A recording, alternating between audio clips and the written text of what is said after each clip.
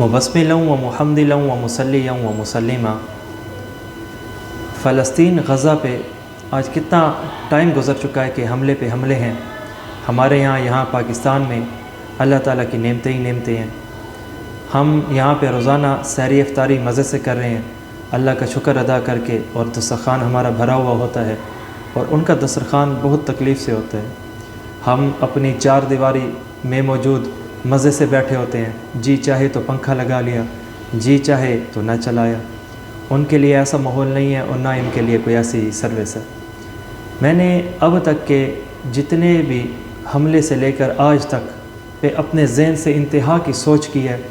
میں نے جتنا بھی دیکھا ہے، ایک چیز سمجھ آئی ہے کہ کالج یونیورسٹی کے اسٹوڈنٹس ہوں، مدارس کے طلبہ ہوں یا علماء ہوں، یعنی عوام لیول پہ اتر کے سب نے جرت اور غیرت کا مظاہرہ بھی کیا ہے۔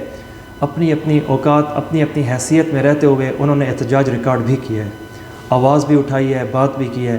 جو میڈیا پہ آ سکتا تھا وہ میڈیا پہ آیا ہے، جو اپنے علاقے اور قوم کو سمجھا اور بتا سکتا تھا اس کو بھی سمجھایا اور بتایا ہے۔ جو بھی پروٹیسٹ کیا گیا ہے، جو بھی ہمت کوشش کی گئی ہے، وہ عوامی لیول اور طبقے پہ کی گئی ہے۔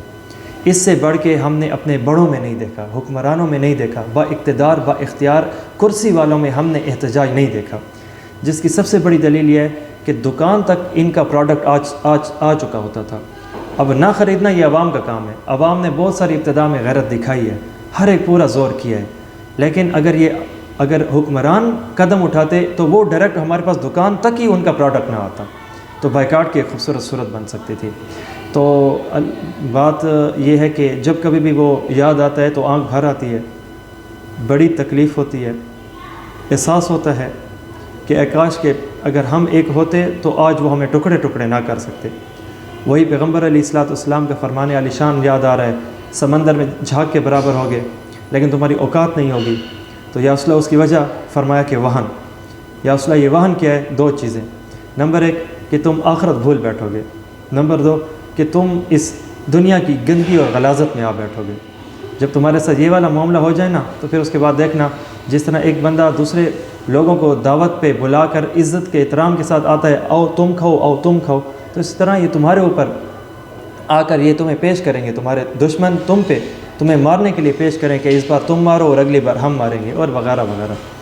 آج وہ میں کہنا چاہتا ہوں کہ 313,000 پہ غالب آ گئے تھے، آج کتنے ٹائم پلس ہیں ہم ان سے، تو پتہ چلا بات تعداد سے نہیں ہے، بات اوقات سے ہے، بات نظریات سے ہے، بات اس سینے کے اندر جرت سے ہے۔ ہم اگر اپنے اندر وہن لے کر نہ آئے نا تو معاملہ بن سکتا ہے۔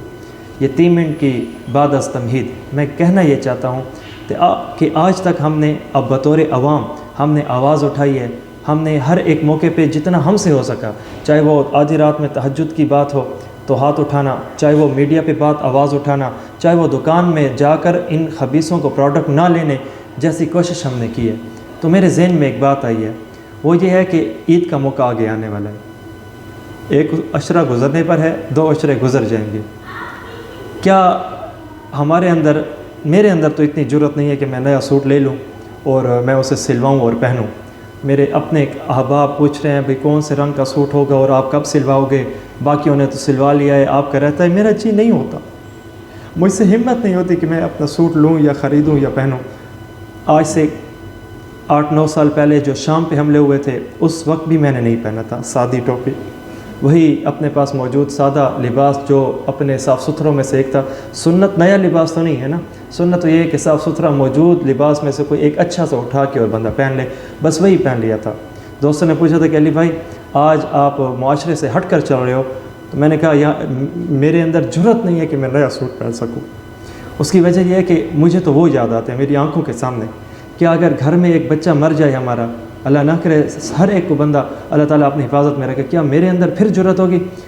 تو اگر میرے خود کے بچے، میرے خود کے پیارے، میرے خود کے گھر والوں کے لیے میری یہ درد دل یا چاہت اور سوچ ہے، تو کیا خیال ہے کہ وہ ہمارے بچے نہیں ہیں؟ کیا ہمارا ان سے رشتہ نہیں ہے؟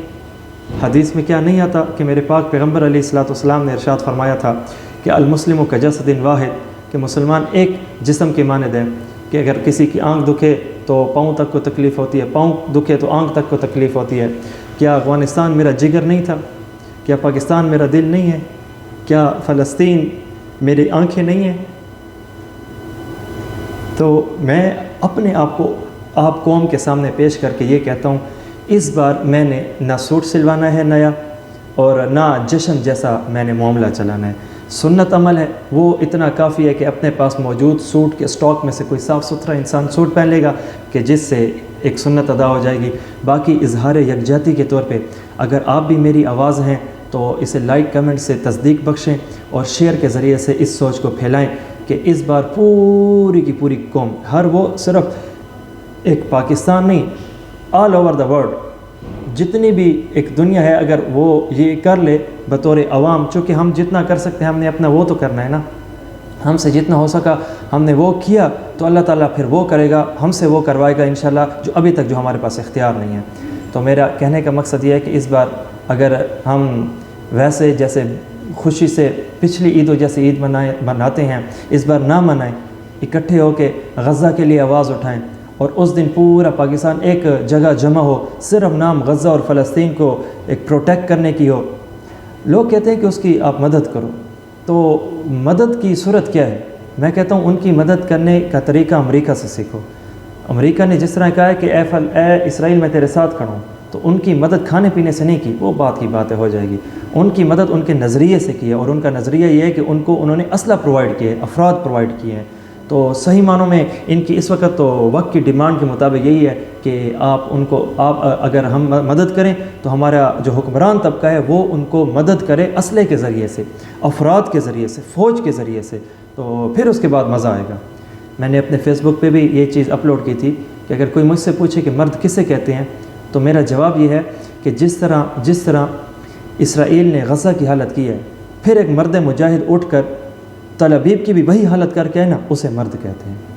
تو اگر آپ میری آواز کے ساتھ متفق ہیں تو اسے ضرور کمنٹ، لائک اور شیئر کر کے میری آواز دوستوں تک بھی پہنچائیے گا، کیونکہ آج کے دور کے اندر یہی ہی آسان طریقہ ہے دوستوں تک بات پہنچانے کا۔ تو میں نے آپ کے ساتھ اپنی سوچ شیئر کر دی ہے، اچھی لگی ہو، بہتر لگی ہو تو آواز کے ساتھ آواز بنیے، انشاءاللہ ایک سے پھر 11 سے کیا بن جاتا ہے۔ تو اللہ تعالیٰ صحیح معنوں میں اخلاص کے ساتھ ان کی مدد کرنے کی توفیق عطا فرمائے۔